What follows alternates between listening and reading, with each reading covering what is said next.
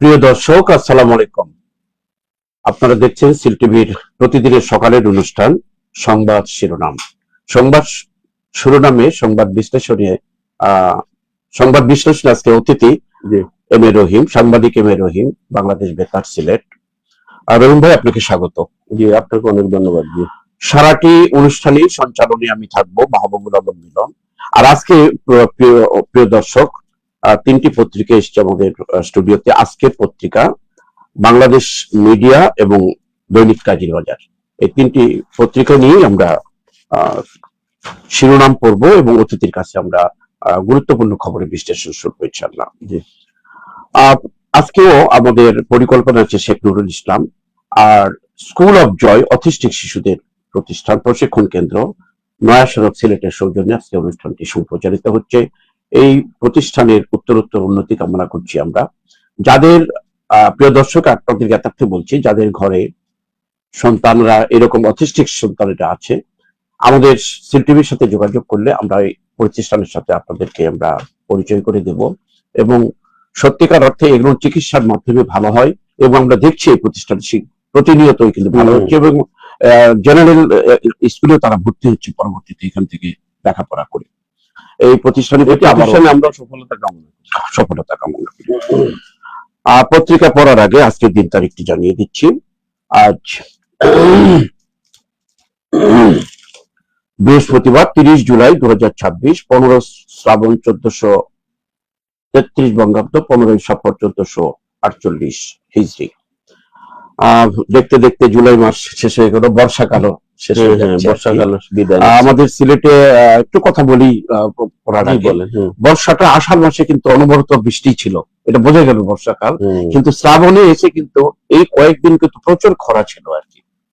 এই হিসাবে বর্ষাকালটা যেগুলো একটু অন্যরকম বর্ষাকাল এবার সিলেটে অন্তত সিলেটে একটু ব্যতিক্রম লাগে। আজকে আবার কিন্তু বৃষ্টি হচ্ছে আর কি। আজ সূর্যোদয় হয়েছে 5টা 19 এবং সূর্যাস্ত হবে 6টা 47।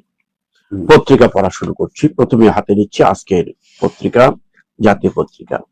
1,500 ইলেকট্রিক বাস কেনার তোড়জোড়, গণপরিবহন চূড়ান্ত হলে ডিসেম্বরে বাস আনা শুরু হবে। প্রথম ধাপে আসবে 200 ইলেকট্রিক বাস, প্রতিটি বাসের সম্ভাব্য দাম 2.5 কোটি টাকা। বাংলাদেশে নতুন ধরনের একটা শুরু হলো, এই ব্যাপারে আপনার কি মন্তব্য? এটা আমার মন্তব্য হচ্ছে, দেশে তো বিরাজমান অনেক সমস্যা বিদ্যমান রয়েছে, বিদ্যুৎ, গ্যাস, বিভিন্ন বিষয়। জি, এই সময় বড় আকারে এত প্রকল্প না নিয়ে আরো সময় গেলে নিলে ভালো হইতো। তবুও সরকার সম্ভবত ঢাকা মহানগরের যানজট নিরসনের জন্য বা এই যে লক্কর গাড়ির বিপরীতে এই জাতীয় অত্যাধুনিক ইলেকট্রিক বাস কেনার উদ্যোগ নিয়েছেন। একটা কথা কিন্তু শুরুতে আপনি চমৎকার কথা বলছেন। এখন কিন্তু ইলেকট্রিকের চূড়ান্ত একটা অভাব চলতেছে। গ্যাস এবং ইলেকট্রিক বিদ্যুৎ বা ঘাটতি যেটাকে বলি। তো গেল রাত্রে অনেক গরমের কারণে অনেক সময় ঘুমানো সম্ভব হয়ে ওঠে নাই। তো এই সমস্যাটার জরুরি ভিত্তিতে সমাধান বাংলাদেশের জন্য একটা নতুন পদক্ষেপ স্বাগত জানাই, এটা ঠিক আছে। কিন্তু বিশেষ করে ঢাকা শহরকে বসবাস উপযোগী করতে গেলে নতুন কিছু করতেই হবে। মেট্রো রেল সম্প্রসারণ করতে হবে, তারপরে ওই যে নৌ চ্যানেল, এটাকে সবচেয়ে ভালো, নৌটা সবচেয়ে এটা নিয়ে এগুলো দরকার। আর এটা যখন সরকার উদ্যোগ নিয়েছেন, আমরা স্বাগত জানাই, যাতে স্বচ্ছতার ভিত্তিতে এই প্রকল্পগুলো বাস্তবায়ন। অনেক আমরা সাধারণত পত্রিকা সম্পূর্ণ পড়ার পরে বিশ্লেষণ শুনি। এটা একটা নতুন খবর, যেহেতু বাংলাদেশে নতুন একটা কনসেপ্ট। 1,500 ইলেকট্রিক বাস কেনার তোড়জোড়, প্রতিটি গাড়ির মূল্য হচ্ছে কিন্তু 2.5 কোটি টাকা। অনেক বড় ধরনের কিন্তু যোগান। এই বৈদ্যুতিক গাড়ির অন্যতম হলো জ্বালানি সংকট নিরসনের জন্য একটা পদক্ষেপ আর কি। এটা দেখা যাক আল্লাহ আমাদের কোথায় নিয়ে যায়। আপনার ভালো পদক্ষেপকে আমরা স্বাগত জানাই। প্রধানমন্ত্রীর একটি খবর, প্রস্তুত 70,000 স্বেচ্ছাসেবক ডেটাবেস ভূমিকম্প মোকাবেলায়। বাংলাদেশে বিশেষ করে সিলেট ভূমিকম্প অধ্যুষিত এলাকা, এটাও কিছু আপনি বলেন। ভূমিকম্প প্রবণ এলাকা আমাদের সিলেট জোন, এবং সারা দেশও একটা মানে সম্ভাবনা রয়েছে বিধায় গভর্নমেন্ট ওই যে দুর্যোগ পূর্ববর্তী যে প্রস্তুতিটা, এটার জন্য এই উদ্যোগ নিয়েছেন। এটা অত্যন্ত ইতিবাচক। আমরা মনে করি দুর্যোগ আসার আগেই তার প্রস্তুতিটা, দুর্যোগ পূর্ব, দুর্যোগকালীন এবং দুর্যোগ পরবর্তী পুনর্বাসন, এই ধরনের মাধ্যমে দুর্যোগকে মোকাবিলা করতে হবে। রহিম ভাই, আমাদের দেশে যদি 7 হেক্টর স্কেলে যদি হয় মানে ভূমিকম্প হয়, তছনছ হয়ে যাবে আমাদের দেশ। জাপান কিন্তু সেইভাবে তারা পরিকল্পিতভাবে করা আছে, তার অবকাঠামো এইভাবে তৈরি হয়, ঘন ঘন তাদের হচ্ছে। কিন্তু আর হঠাৎ করে যে গাড়ি চলতেছে, গাড়ি এরকম করে ফালাইতেছে, এইরকম তারা সহনীয় হয়ে গেছে, তারা পারবে। কিন্তু আমাদের দেশে কিন্তু সে অবকাঠামো অবশ্যই হবে। এর জন্য আমাদের প্রস্তুতি নিতে হবে এবং আগামীতে সবগুলো অবকাঠামো দুর্যোগ সহনীয় সিস্টেমের প্রস্তুতি, বিশেষ করে বিল্ডিং গুলো স্ট্রাকচার তাদের যে তৈরি, আমাদের তো সেইভাবে না। আমাদের যে কোনো মুহূর্তে যদি 7 হেক্টর স্কেল হয়, ঢাকা কিন্তু একবার তছনছ হয়ে যাবে। এই জন্য আমরা আল্লাহ মানে এটার কামনা করি এবং প্রধানমন্ত্রীর পদক্ষেপকে আমরা স্বাগত জানাচ্ছি। রহিম ভাই, আমরা আরো পত্রিকার খবরগুলো পরে সর্বশেষ আপনার কাছে আসছি। পত্রিকাটা পড়া শেষ করি। বৈশ্বিক এভিয়েশন গ্রুপ হয়ে ওঠার স্বপ্ন ইউএস বাংলার, বহর বৃদ্ধির ঘোষণা, সুনির্দিষ্ট মামলা ছাড়া গ্রেপ্তার না দেখানোর আদেশ স্থগিত, চট্টগ্রামের সন্ত্রাসী ডেভিড ইমন যশোরে গ্রেপ্তার, পথে পুলিশের বাধা, হবিগঞ্জে ঢুকতে পারেনি এনসিপি। কালকে একবার মানে আমাদের দেশের একটা প্রধান খবর হিসেবে ছিল, বিশেষ করে সামাজিক মিডিয়াতে মাধ্যমগুলো আমরা দেখেছি আর কি, এনসিপির কর্মসূচি এবং সরকারি দলের ছাত্রদল যুব দলের প্রতি বাধা এবং তাদেরকে ঢুকতে না দেওয়া নিয়ে একটা মানে বিশ্রী ঘটনা কিন্তু হবিগঞ্জে হয়েছে। সেটা এমপিভুক্ত শিক্ষকদের ভোট করার সুযোগ চায় জামাত, ভোট করার সুযোগ চায় জামাত স্থানীয় সরকার নির্বাচনে না।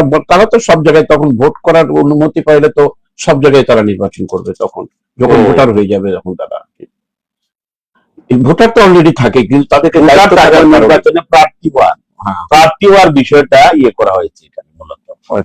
মানে ভোট করার অর্থ সংক্ষেপে বলা হয়েছে, এটা নির্বাচনে মানে ওই যে প্রার্থী হওয়ার বর্তমান যে নীতিমালায় বাধ্য হয়েছে এমপিভুক্ত, সেটাকে আবার যোগ্য করা হচ্ছে করার জন্য জামাত দাবি জানিয়েছে।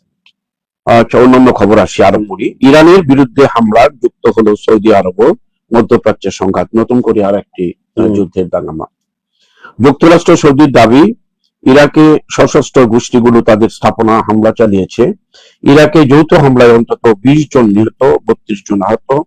হামলার বদলা নেওয়ার ঘোষণা দিয়েছে সশস্ত্র গোষ্ঠীগুলির জোট। এই নিয়ে যুদ্ধটা আরো জটিল হয়ে যাচ্ছে। অন্য খবর আরেকটি, শাপলা চত্বরে মামলায় গ্রেপ্তার লতিফ সিদ্দিকী, কাদের সিদ্দিকীর বড় ভাই লতিফ সিদ্দিকী।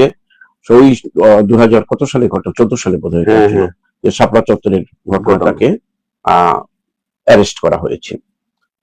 পথ খুলল পিপুল পিওনিয়ারে লেনদেন, নতুন পদ্ধতি, একটি এটা ডিজিটাল পদ্ধতিতে লেনদেনের ব্যবস্থা হচ্ছে। আরো শেষ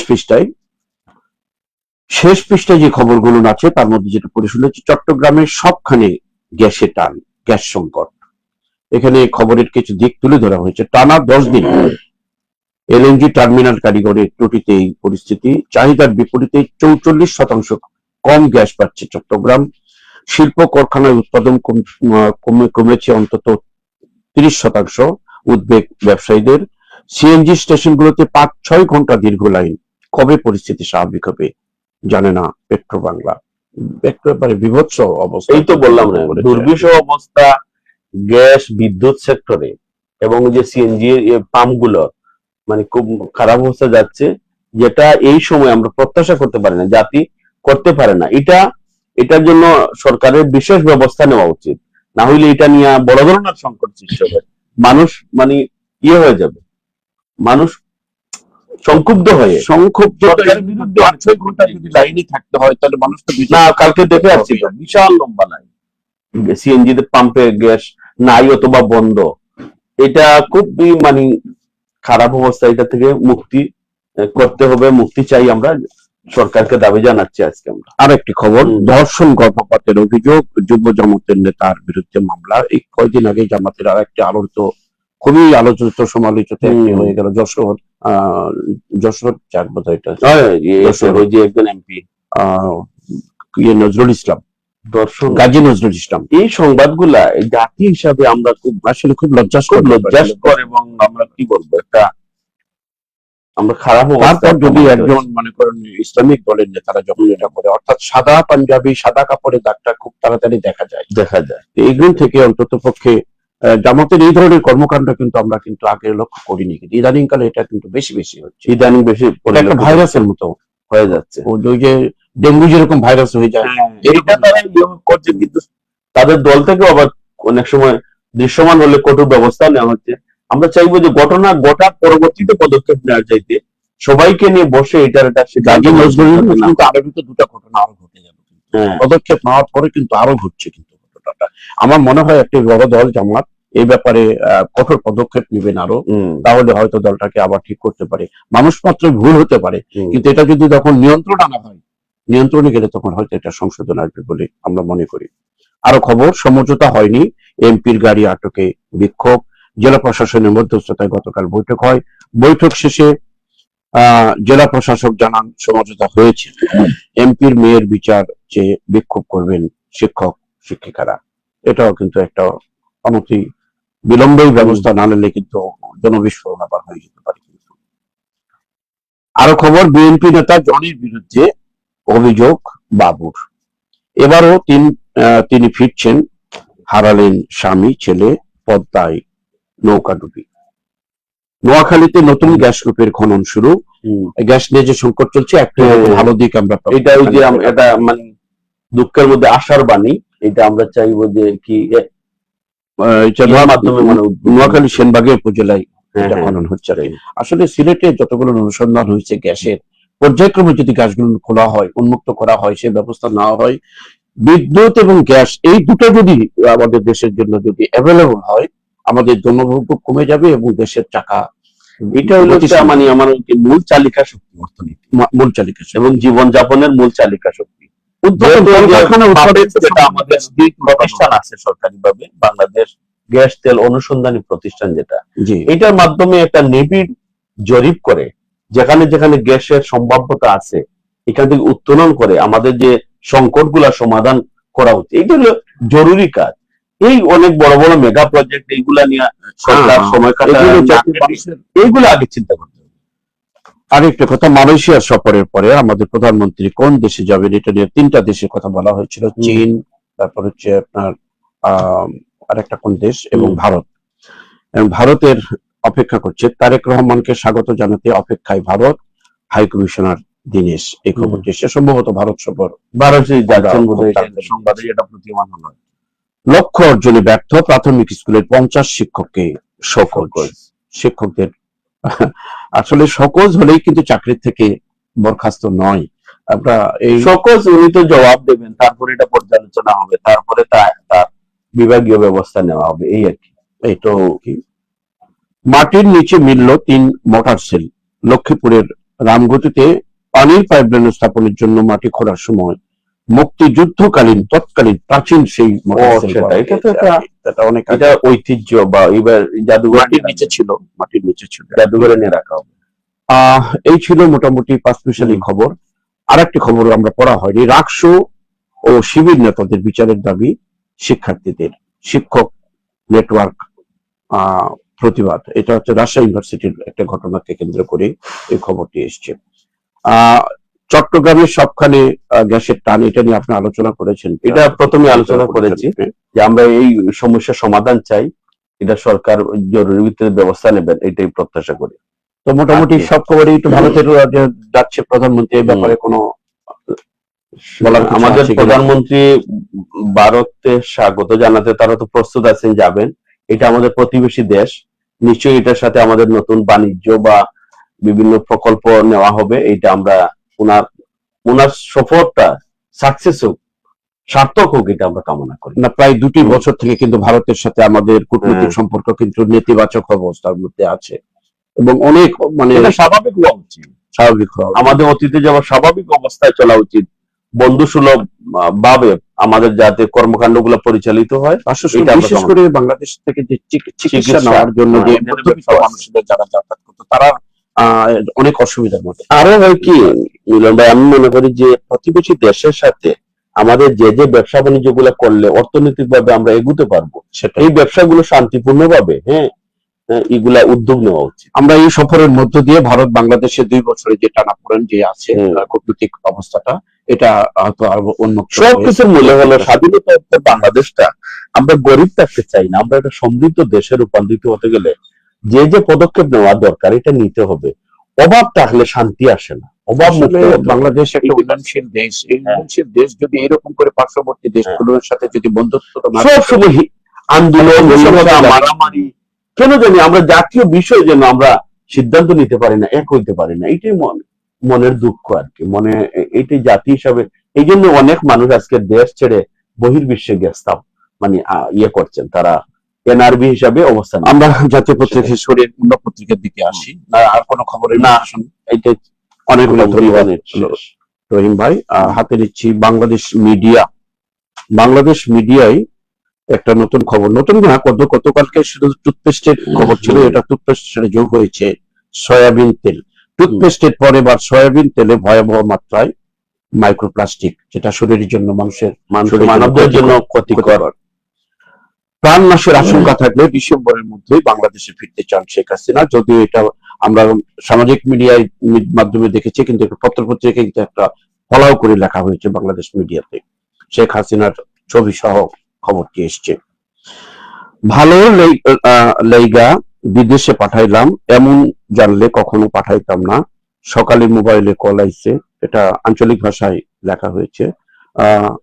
দক্ষিণ আফ্রিকায় এক জায়গা থেকে 6জন মৃত্যুত বাংলাদেশের অগ্নিকাণ্ডে, এর মধ্যে 5 জনই এক জায়গায় নারায়ণগঞ্জের আর কি। তো সেই উদ্দেশ্যে তার আঞ্চলিক ভাষায় খবরটা উঠে আসছে, ভালো লেগা বিদেশে পাঠাইলাম, এমন জানলে কখনো পাঠাইতাম না। এই খবরগুলো আমাদেরকে অত্যন্ত মর্মাহত করে। কোন দেশে জানি দক্ষিণ আফ্রিকাতে, আগুন লেগে অগ্নিকাণ্ডে নিহত হয়। এই যে অবস্থা শেষ নাই, এই যে অনেক আমাদের করার কিছু নাই, অ্যাক্সিডেন্ট হয়ে আসে, অনেকে মানে লঞ্চ ডুবিতে মারা যায়, অগ্নিকাণ্ডে মারা যায়, এগুলো আসলে দুর্ঘটনা, সতর্কতা ছাড়া উপায় নাই। তবে আমরা প্রত্যাশা করি একটা পরিবারের আয়ের পথ বন্ধ হয়ে যায়, এই পরিবারটা নিঃস্ব হয়ে যায়। আমরা এই পরিবারের মানে কি বলবো, তাদের সমবেদনা জানাচ্ছি এবং ভবিষ্যতে যাতে কোথাও এই ধরনের ঘটনাগুলো না হয় এটার জন্য আমরা মানে আল্লাহর কাছে দোয়া করি আর কি। আরেকটি সিটি কর্পোরেশনের জন্ম হতে যাচ্ছে কক্সবাজার। সিটি কর্পোরেশনের তালিকায় যুক্ত হচ্ছে কক্সবাজার। দেশের সিটি কর্পোরেশনের তালিকায় অগ্রাধিকার ভিত্তিতে কক্সবাজারে যুক্ত হচ্ছে বলে জানিয়েছেন প্রধানমন্ত্রীর তথ্য বিষয়ক উপদেষ্টা জাহেদ উর রহমান। এটা পৌর সিটি কি আমার কক্সবাজার যে সমুদ্র মানে পর্যটন এলাকা, এখানকার তো আমাদের স্বরাষ্ট্রমন্ত্রী মহোদয় আছেন সালাউদ্দিন সাহেব। আর দ্বিতীয় হলো এই এলাকাটা সেবাটা আরো দ্রুত করার জন্য সরকার যে উদ্যোগ নিয়েছেন এটা সময় উপযোগী। আর পৌরসভা হলে উন্নয়নটা এত দূর হয় না, আর সিটি কর্পোরেশন হলে কর্পোরেশন দ্রুত নিজস্ব সিদ্ধান্ত নিতে পারে।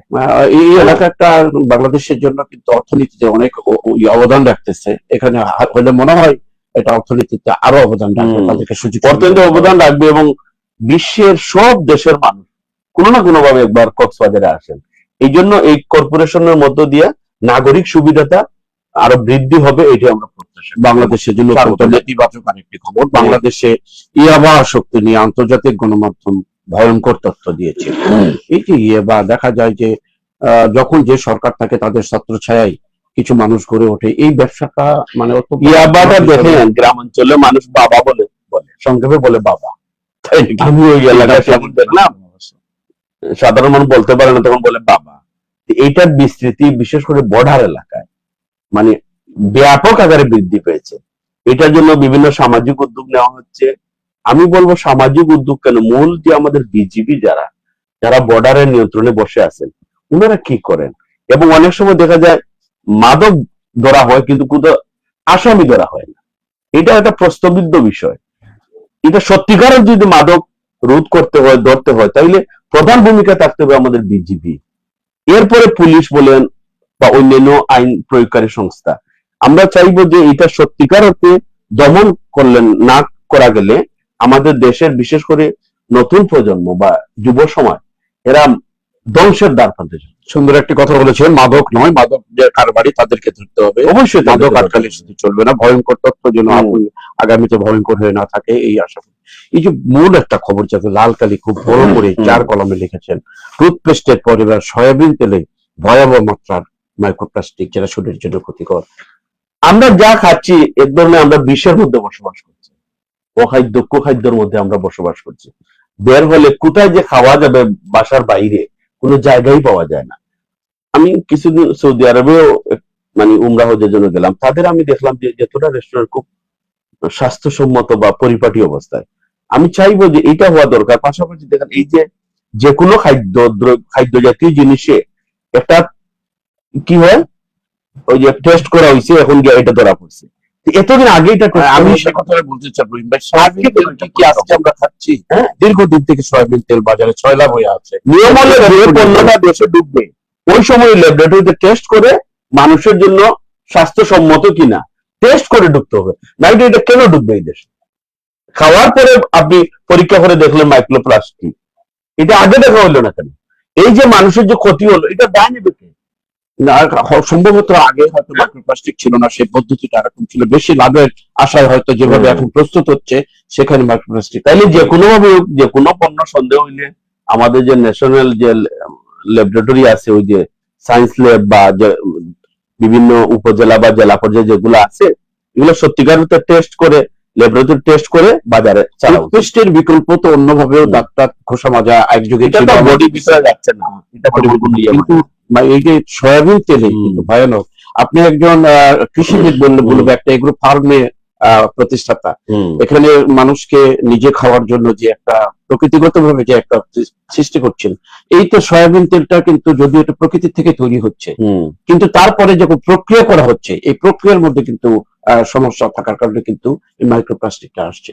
অরিজিনাল তো এটা তো হচ্ছে যে বেজস একটা, এটা আসলে মানুষ অতি লোভে দ্রুত লাভ করার জন্য অনেক কিছু দিয়ে ওই মানে কি বলে ওজনে বৃদ্ধি করে অনেক কিছু করে ফেলেন। এটা আসলে বলা মুশকিল।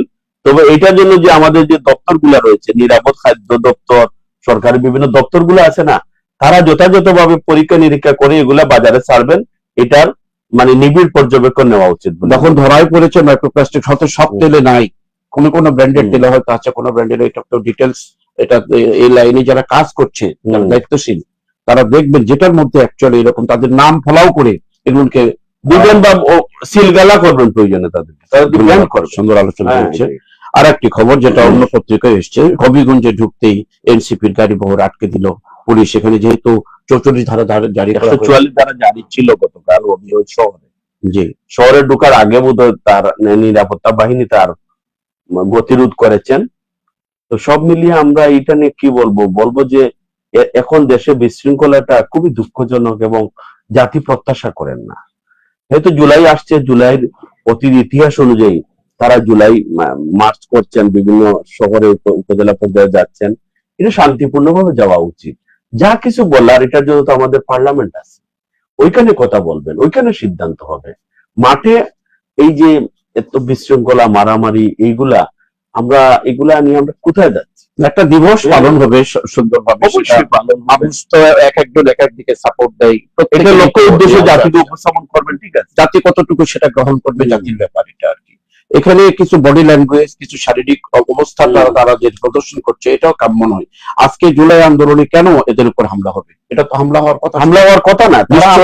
জাতীয় বিরোধ ভূমিকা আছেন এনারা, কিন্তু এই যে মনে করেন হবিগঞ্জের একজন হবিগঞ্জের একজন ব্যক্তি জি.কে. ঘোষ সাহেব, হ্যাঁ, উনি খুব জনপ্রিয় ব্যক্তি, উনি জাতীয় সংসদের হুইপ, পৌরসভার মেয়র ছিলেন, আর এখন জাতীয় সংসদের এমপি প্লাস হুইপ। উনার বিরুদ্ধে এইগুলা বলার প্রেক্ষিতে অনেক মানুষ সংক্ষুব্ধ হয়ে, হ্যাঁ, না, এটা তো বোঝা উচিত, যেখানে জাতীয় সংসদের হুইপের বাড়ি একটা এলাকা, তোমরা আগত হিসেবে আসছো কতজন মানুষ? সামান্য কয়েক, বরঞ্চ তারা সেই হবিগঞ্জে যদি সে এনসিপির যদি সেরকম একটা ভিত্তি থাকে তখন হয়তো মোকাবেলা করা যায়। এই ধরনের মোকাবেলা করাও তাদের জন্য রাজনৈতিক, আমার মনে হয়, আমি যেহেতু রাজনীতি করি না, তার এইভাবে পদক্ষেপ রাজনীতি কখনো হয় না। তার শক্তি এখন তারা কাজ করে আন্দোলন বা আদর্শ উদ্দেশ্য লক্ষ্য করে, তাদের যদি জনসমর্থন বৃদ্ধি পেলে, জনবল বৃদ্ধি হলে তখন তারা মানে জনগণ যদি জানে যে না, আমরা আমাদের জন্য কাজ করছে, হ্যাঁ। আর আমরা কিন্তু এনসিপির নেতাদেরকে এভাবে যেহেতু পত্রিকায় আসছে সে বলবো যে আর কি, যে অবস্থায় তারা দায়িত্ব নিয়েছিল, আজকে দেখা যাচ্ছে অন্যান্য রাজনীতি যাদেরকে আমরা অন্যভাবে মিন করেছি যে ফ্যাসিস্ট ইত্যাদি ইত্যাদি, এদের যে অবস্থা, তাদের অর্থনৈতিক অবস্থা, তাদের ব্যবহার, তাদের চলার গতি, তাদের পোশাক আশাক, গাড়ি, মনে হচ্ছে না এই কয়েক মাসের মধ্যে তাদের অবস্থার যে পরিবর্তন এসছে। এটা কথা বললে অনেক কিছু বলা যায়, সবকিছু আমরা মানে কি বলবো, শালীনতার সাথে বলতে চাই না। আমরা বলতে চাই একটা নির্বাচিত সরকার দেশে আছে, তাদেরকে দেশ চালানোর সুযোগ দেন। আপনারা যৌক্তিক বিষয়ে বিরোধিতা করেন, বাট সহিংসতা নয়, বিশৃঙ্খলা নয়, মারামারি নয়। সহিংসতা, মারামারি এটা কোনো বৌদ্ধ বা সত্যিকার ভালো জাতির পরিচয় বহন করে। আমরা আজকে হয়তো অবিকল শহরে ঢুকার আগে ওই যে সম্ভবত শ্রীমঙ্গল রোডে তাদেরকে মানে আটকানো করা উচিত, যাতে শহরে আসলে আবার পুনরায় বিশৃঙ্খলা হতে পারে, মারামারি হতে পারে।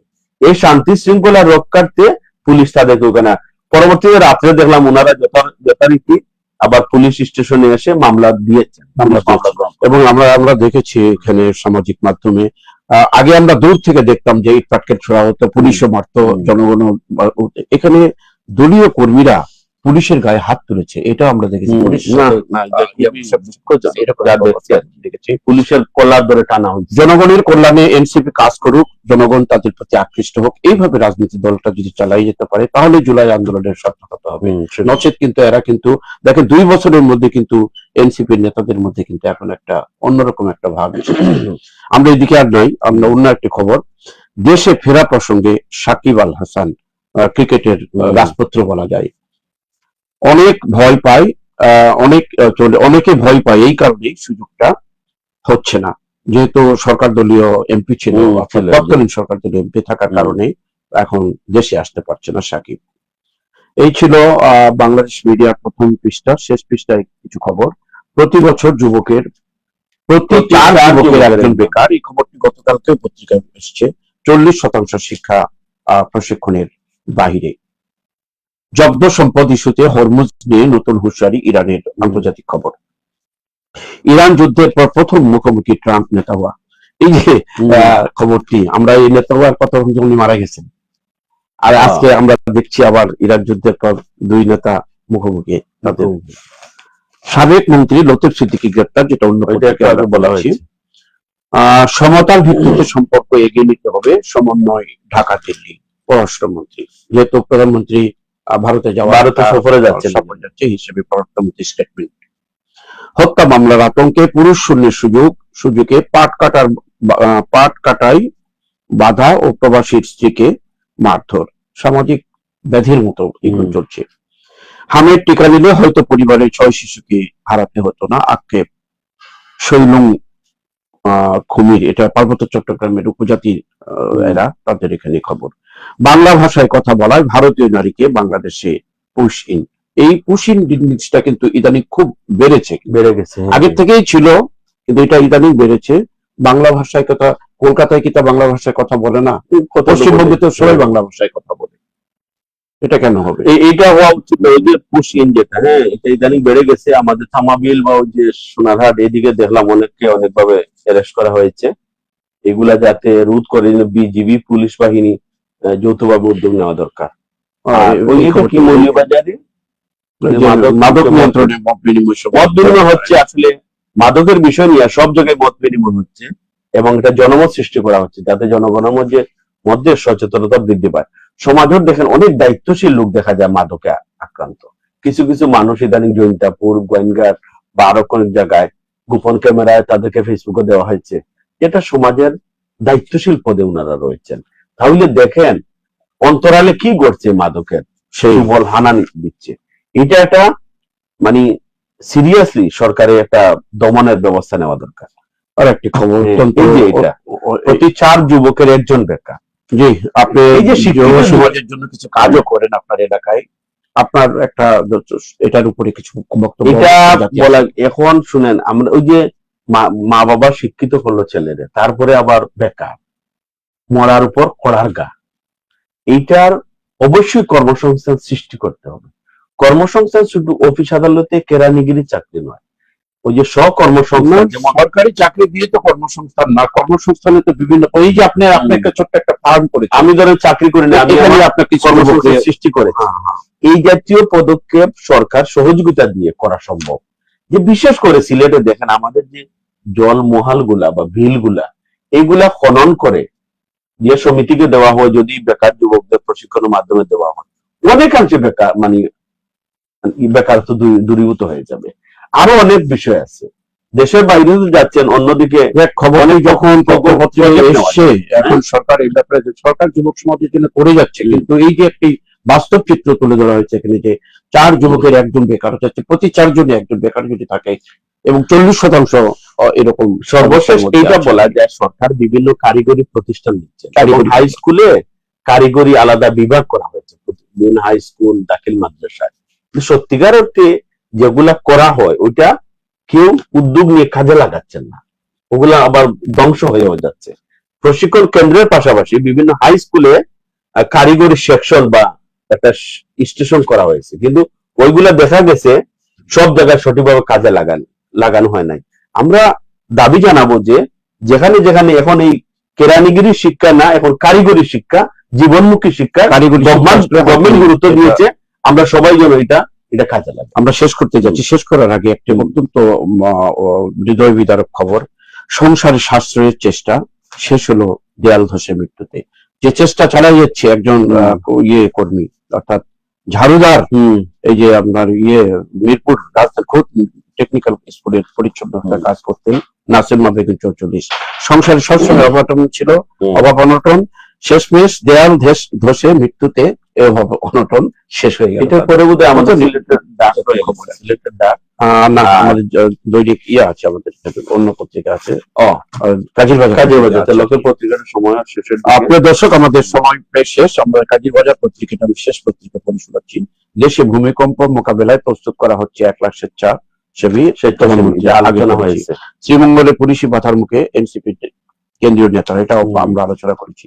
দক্ষিণ সভায় ঘর থেকে ডেকে নিয়ে যুবককে হত্যা, নতুন খবর এটা। সেটা ইয়েতে শুভম বিজয় যেটা হলো, ব্রিজে যেটা হয়েছিল আর কি।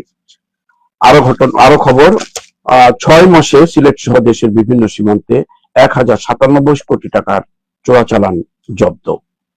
যুবশক্তিকে দক্ষ করে গড়ে তুলতে হবে, আব্দুল কাইম চৌধুরী, যেটা আপনি একটু আগে বেকার যুবকদের কথা বলাতে এই কথাটি বলেছেন।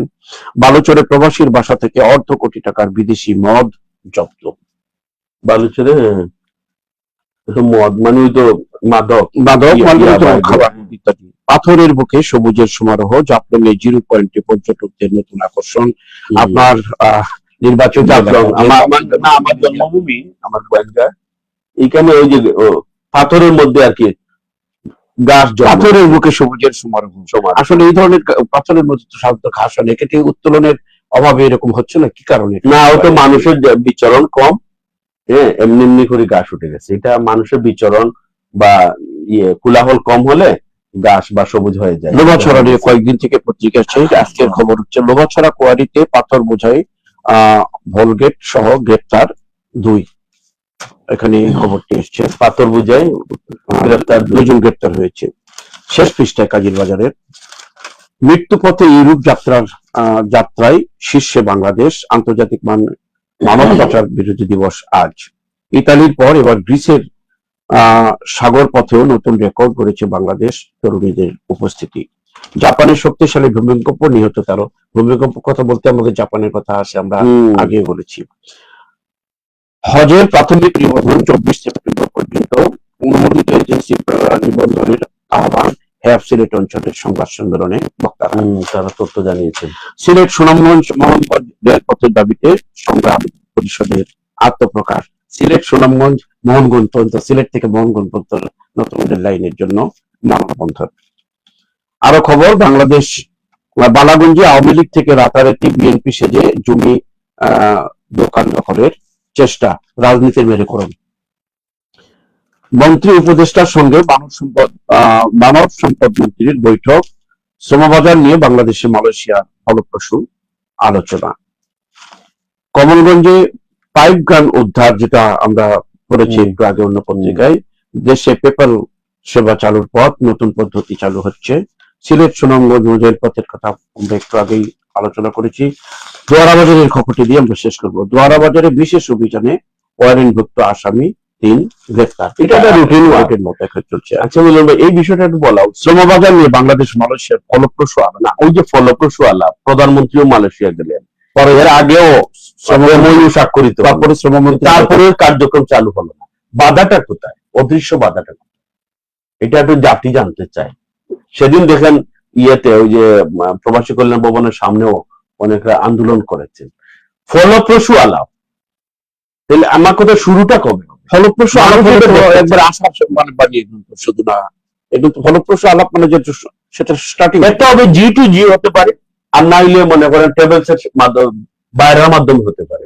যদি বাইরের মাধ্যমে হয় টাকা একটু বেশি লাগবে, ওনারা একটু লাভ নেবেন।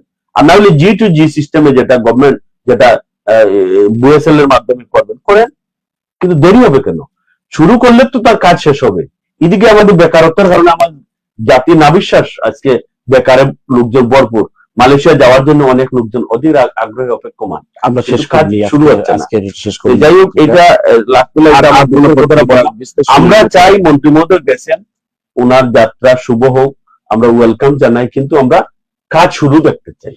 শুরু করলে শেষ। এই আরেকটা খবর, খুব এগুলো আলোচিত খবর। সাধারণত আমরা দেখি একটা সরকার বদলে এই সরকারের মধ্যে অন্য রাজনৈতিক দল ঢুকে তখন দখল টকল ইত্যাদি। সমাজে সুযোগ সন্ধানী লোকের অভাব নাই, তারা বর্ণচূড়ার মতো তারা চেহারা বদলে ফেলেন।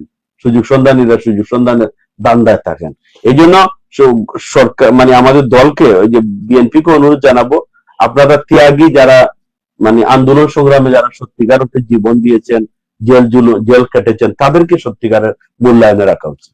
এই যে সুন্দর একটা খবর আসছে, সুন্দর বলতে কি যোগাযোগ ব্যবস্থা উন্নয়ন করার জন্য এটাও সিলেট সুনামগঞ্জ মোহনগঞ্জ রেলপথের দাবিতে সংগ্রাম পরিষদ আত্মপ্রকাশ। এটা হওয়া উচিত, ভালো উদ্যোগ নিয়েছে, ভালো উদ্যোগ। আমাদের তো জাফলং এ সেদিন মহাপরিচালক উনি সম্ভবত যাত্রার জন্য জাফলং পরিদর্শন করেছেন। ইতিমধ্যে যদি আমাদের যে এই যে কি বলে সুনামগঞ্জ মোহনগঞ্জ, এদিকে তো আবার উড়াল সেতুর কার্যক্রম চলমান রয়েছে।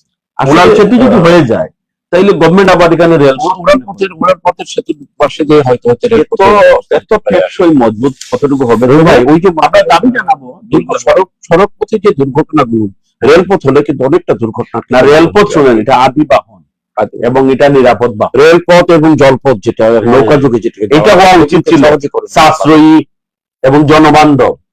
হ্যাঁ, আমাদের দেশে যেটা হওয়ার কথা না হইয়া একটা রোডে দাঁড়িয়ে চলাফেরা করা যায় না। এই যে ঢাকা সিলেট মহাসড়কের যে অবস্থা। আর সুযোগ পেলে অন্যদিন আরো ব্যাপক আলোচনা আমরা শুনবো রহিম ভাইয়ের কাছ থেকে। আসলে কোনো জিনিসের শেষ হয় না আর কি, সেরকম পত্র পত্রিকাও এরকম আর কি, সব একটা লেজে গুবের। প্রিয় দর্শক, আজকের মূল কথা যে প্রতি 4 জনে 1 জন করে বেকার যুবক, দেশের বেকারত্ব বেড়েছে। শ্রমবাজার নিয়ে বাংলাদেশ মালয়েশিয়ার ফলপ্রসূ আলোচনা হয়েছে। এই আলোচনার মধ্যে যেন না থাকে, খুব তাড়াতাড়ি যদি ব্যবস্থা না হয় এই বেকারত্ব দূরকরণ হলেও কিন্তু বাংলাদেশ এগিয়ে যাবে। এই প্রত্যাশা রেখে আজকের অনুষ্ঠান আমরা এখানে শেষ করতে যাচ্ছি। আজকে অতিথি সুন্দর আলোচনা করেছেন এবং অনেক সুন্দর বিশ্লেষণ করেছেন, এই জন্য ধন্যবাদ। আপনারা এতক্ষণ আমাদের সাথে থাকার জন্য ধন্যবাদ জানিয়ে স্কুল অফ জয় আজকে অনুষ্ঠানের সম্প্রচারে আমাদের সহযোগিতা, তাদের প্রতি কৃতজ্ঞতা জানিয়ে আজকের অনুষ্ঠান এখানে শেষ করছি। আল্লাহ হাফেজ।